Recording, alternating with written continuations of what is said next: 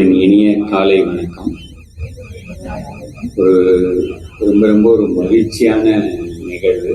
என்னுடைய ஃப்ரெண்ட், என்னோட தோழி, தோழர் ரோகிணி அவர்களுடைய இந்த தொடரும் 50வது ஆண்டு திரைப்பயணம் அப்படிங்கிற இந்த விழாவில் கலந்துக்கிறது சம்பிரதாயமான வார்த்தையில் இது வந்து ரொம்ப ரொம்ப ஒரு மகிழ்ச்சியான ஒரு நிகழ்வு. எனக்கு ரொம்ப பர்சனலாக ரொம்ப மகிழ்ச்சியை கொடுக்குது. அது வந்து எனக்கு வந்து நடுவில் என்னை பற்றி பேசினாருங்கிறது தெரியாமல் நான் எங்கே மிஸ் பண்ணேன் நான் சொல்கிறேன். உழைக்கும் மகளிர் அந்த அந்த அதை பற்றி நான் ரொம்ப தெரியல. எனக்கு வந்து அது ரொம்ப சந்தோஷமா இருந்தது. அந்த மகிழ்ச்சியில் அடடாடா ஐயோ நம்ம வந்து இப்படி இன்னும் இவங்க இன்னும் நம்மளை கூப்பிடலையே, இன்னும் அங்கே போகலையேன்னு அவரே சொல்கிற மாதிரி எங்கே ஃபங்க்ஷன் டெய்லி நான் கிளம்பிடுவேங்கிற லெவலுக்கு சொன்னார். அப்படி இல்லை, பட் இருந்தாலும் இதை பற்றி நான் ரொம்ப மைண்டில் எனக்கு அப்படியே ஓடிக்கிட்டே இருந்தது. அடடா இது வந்து எனக்கு தெரியல. அந்த விஷயத்தில் அப்படியே இம்மர்ஸ் ஆகிட்டாங்க. அவர் அப்போ தான் என்னை பற்றி சொன்னாருங்கிறது எனக்கு தெரியல.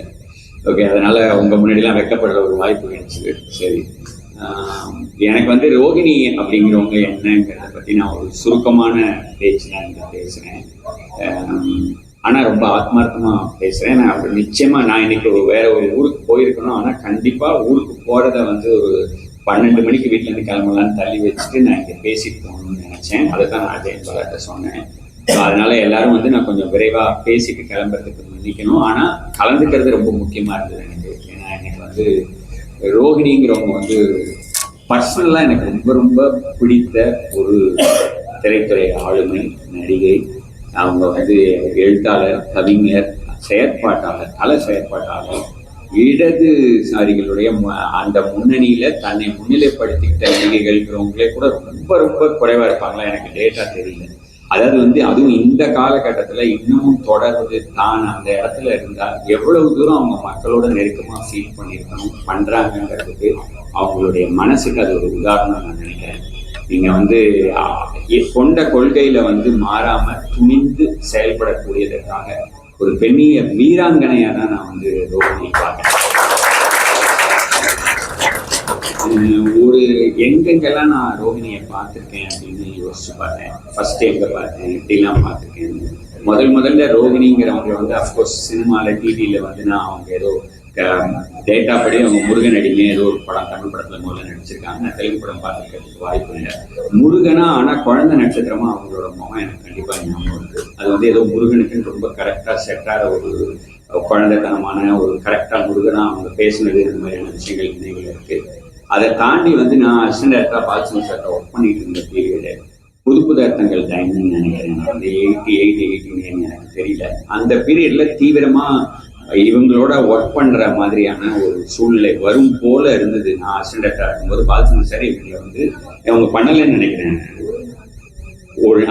அதனால வந்து எனக்கு வந்து ரொம்ப ஒரு எதிர்பார்ப்பே இருந்தது. மிகச்சிறந்த ஒரு நடிகையா நான் நினைக்கிறவங்க அந்த பாலச்சந்திரன் வழியெல்லாம் வந்து முதல்ல அந்த மாதிரியான ஒரு தொடர்பு கிடைச்சது, தெரிஞ்சுது.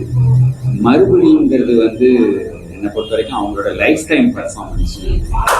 அதாவது வந்து இவ்வளவு வந்து ஒரு நம்மளுக்கு வந்து பிடிக்கக்கூடிய கதாபாத்திரம் கிடையாது. நான் வழக்கமா பல பேருக்கு சொல்வேன், நான் ஒரு டைரக்டரா நிறைய கவனிச்சதுல இருந்து சொல்றேன், நான் போதுமான அடக்கத்தோட சொல்றேன். பல சமயங்கள்ல தமிழ் சினிமால சிறந்த நடிப்புங்கிறது சிறந்த கதாபாத்திரங்களோடு குழப்பிக் கொள்ளப்படும். அதாவது வந்து ஒரு சிறந்த கதாபாத்திரம் உங்களுக்கு கிடைச்சிட்டாலே நீங்க நல்ல நடிகைங்கிற பேரை ஈஸியா வாங்கிட முடியும். அதாவது சிறந்த கதாபாத்திரம்னு நான் எதை சொல்றேன்னா, பாசிட்டிவான மக்களுக்கு பிடித்த ஹீரோயினாவோ அதுவாவோ.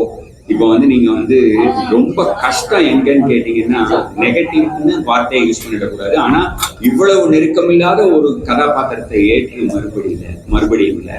ஏன்னா ஈஸியா ஒய்ஃப் தான் கரெக்ட் இல்லை நம்ம ஊர்ல. உடனே இந்த சைட்ல இருந்து ஒரு கதாபாத்திரத்தை ஏற்று அதை அவ்வளவு பவர்ஃபுல்லா பண்ணி ஒரு சைக்கலாஜிக்கல் இஷ்யூஸ் இருக்கிறவங்களா அவங்கள வந்து நம்மளுக்கு வந்து இவ்வளவு ஒரு சிறந்த நடிப்பை ஒருத்தர் வெளிப்படுத்தி இவ்வளவு பேரும் வாங்க முடியுமா? கிட்டத்தட்ட 34 வருஷம் இருக்கும்னு நினைக்கிறேன் அது ரிலீஸ் ஆகி. 30+ இயர்ஸ் நிச்சயமாக. எப்போ என்ன 92னாலே 32 இயர்ஸ்.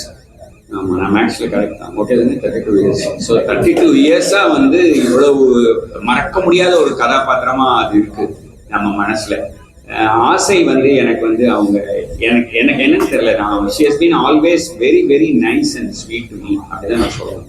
நான் அவங்கள வந்து பெரிய லெவல்ல வந்து பவுண்டு பவுனுதான் மாதிரியோ மறுபடியும் அளவுக்கோ கூட ஒரு பெரிய ரோல் ஃபுல் ஃபிளட்ஜ்டு ரோல் படங்கள் அவங்களோட நான் பண்ணதே இல்லை. அதுக்கு ஏதோ காரணங்கள் கரெக்டா அமையல. இத்தனைக்கும் வந்து என்னோட படத்துல வந்து இது கௌதமியா இருக்கட்டும், ராதிகாவா இருக்கட்டும், நிறைய ஹீரோயின்ஸோட ஹீரோயின் ஓரியன்டட் ஃபிலிம்ஸ் தான் பண்ணியிருக்கேன். என்னவோ நானும் ரோகிணியும் ஃபுல் ஃபிளட்ஜ்டு ஃபிலிம் பண்ணல. அது என் மனசுல இருந்துகிட்டே இருக்கும். ஏன்னா நமக்கு சில பேர் மேல அவங்களோட நடிப்பு மேல ஒரு மதிப்பு இருக்கும்.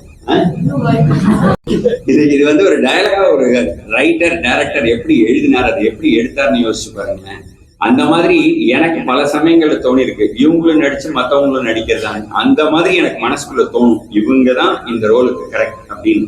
அந்த மாதிரி எனக்கு வந்து தோணி நான் யூஸ் பண்ணது, அவங்கள வந்து பயன்படுத்திக்கிட்டது ஆசை.